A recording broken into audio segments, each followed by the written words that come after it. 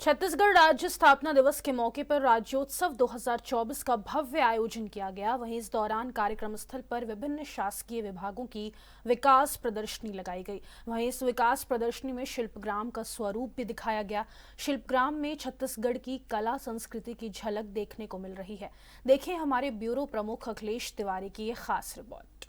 Sir, ये कितने सारे स्टॉल लगे हैं और किस किस तरीके से, और ख़ास तौर से प्रशिक्षण की बात आती है तो किस तरीके से प्रशिक्षण दे करके आप लोग ये ख़ास तौर से मार्केट में जिस तरीके से मिट्टी के बर्तन हो, चाहे कपड़े का हो, गोदना वाले हों, तमाम तरह के आए हो, किस तरीके से प्रशिक्षण देते हैं और किस तरीके से विधा में लेकर के आते हैं?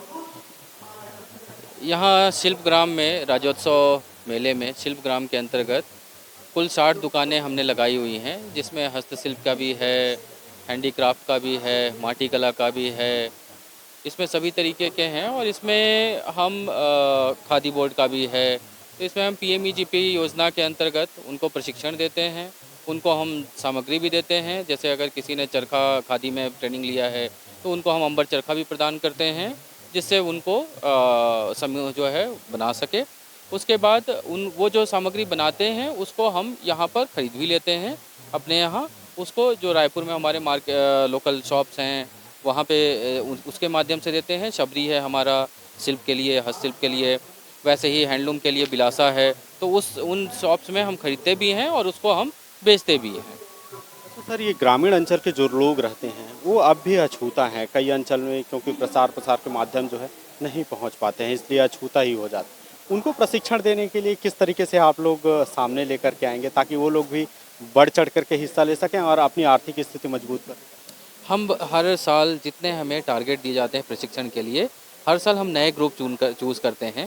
जिस ग्रुप को एक बार प्रशिक्षण दे दिया गया है उस ग्रुप को हम दोबारा नहीं देते। तो हम हर बार नए जितने भी लोग नए ग्रामीण अंचल के जितने भी नए समूह जुड़ना चाहते हैं, हम उनको जोड़ते हैं और उनको प्रशिक्षण देते हैं, उनको सामग्री देते हैं और उनसे फिर हम खरीदना शुरू करते हैं। छत्तीसगढ़ी संस्कृति का भी उल्लेख साड़ी में भी देखने को मिल रहा है। अभी मिट्टी के बर्तन में भी उल्लेख करते वो बना रहे थे, कांसी का भी बना रहे थे, उसका भी उल्लेख कर रहे थे। तो ऐसे और कई विधाएं हैं जिसको लेकर के लोग अब मतलब मार्केट में नहीं आ पाए, उनकी भी खोज कर रही है आप लोगों का विभाग?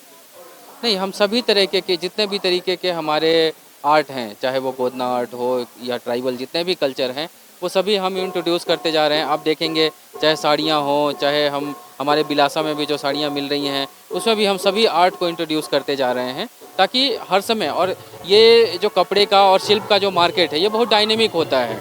हर 6 महीने पे, हर साल में बदल जाती हैं चीज़ें। तो हम कोशिश करते हैं और हम लगातार उसमें नए नए आर्ट डालते रहते हैं, नई नई रिसर्च करते रहते हैं, नए नए तरह के प्रयोग करते रहते हैं, जितने प्राकृतिक रंग हो सकें।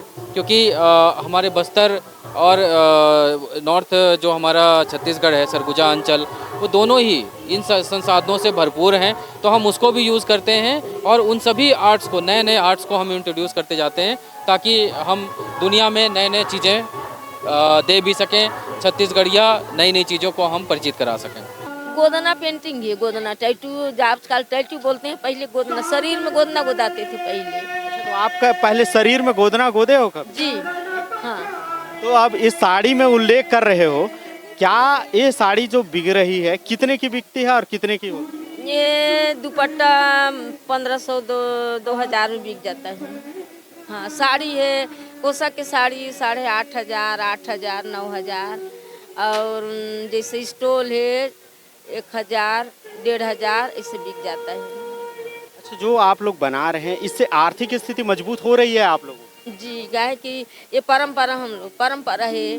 पहले शरीर में गोदात रही, अब नहीं गोदाते हैं, तो हमार परंपरा छिप जाती। तो हमार परंपरा जीवित रखे बर हमार गोदना ला हमन कपड़ा में मतलब बनात थी कि जीवित रहे हमार परंपरा। कितने सारे कपड़ा में करते हैं और क्या कीमत होती है?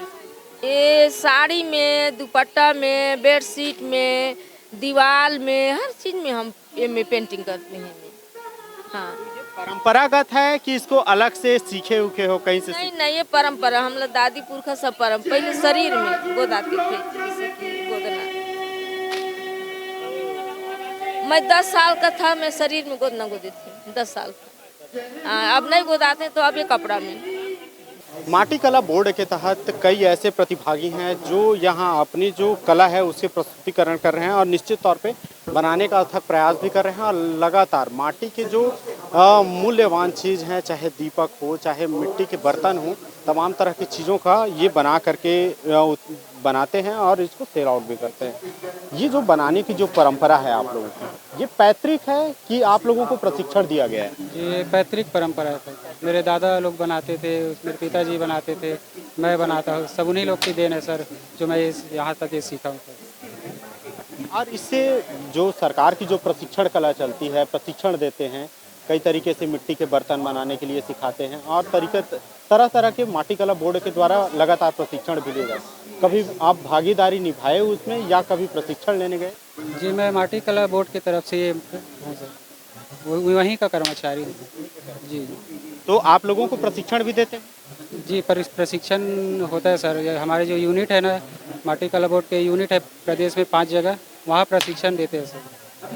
ये बताइए, जिस तरीके से आप माटी के जो बर्तन वगैरह तमाम तरह के नए नए चीज़ बनाते हैं, कितना आर्थिक स्थिति आप लोगों का सुधार होता है? कुछ आर्थिक स्थिति मजबूत होती है आप लोगों की? जी, जैसे पहले जो हम मिट्टी का बर्तन बनाते थे, जो हाथ से घुमाने वाले चाक से बनाते थे, और अब जो आधुनिकीकरण आ गया है तो अब विद्युत चाक उपलब्ध है, तो हम विद्युत चाक से बनाते हैं। इससे कम समय में हम ज़्यादा उत्पादन करते हैं और इससे हमारी आर्थिक स्थिति में थोड़ा बहुत इजाफा हुआ है सर, तो हमारी आर्थिक स्थिति थोड़ा मजबूत हुआ है सर। और किस किस तरीके से माटी कला बोर्ड आप लोगों को आर्थिक रूप से, मानसिक रूप से, शारीरिक रूप से आप लोगों को मजबूत बनाने के लिए क्रियाकलाप कर?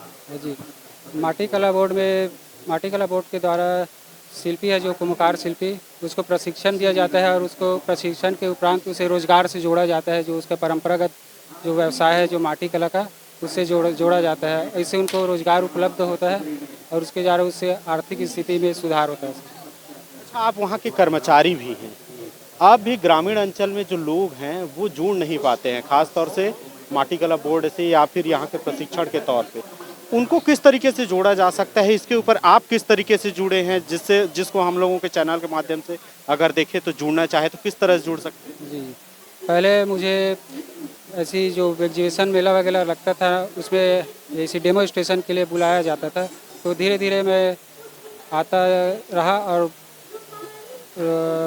हमारे जो साहब है माटी कला बोर्ड के, तो उससे थोड़ा जान पहचान हुई, तो उन्होंने धीरे धीरे मुझे रेगुलर कर लिया सर कि अब परमानेंट यही काम करो ऐसा करके। तो मैं अब जहाँ भी एग्जीबिशन जहाँ होता है और कुछ प्रशिक्षण कार्यक्रम होता है तो मुझे भेजा जाता है वहाँ डेमो स्टेशन दिखाने के लिए सर।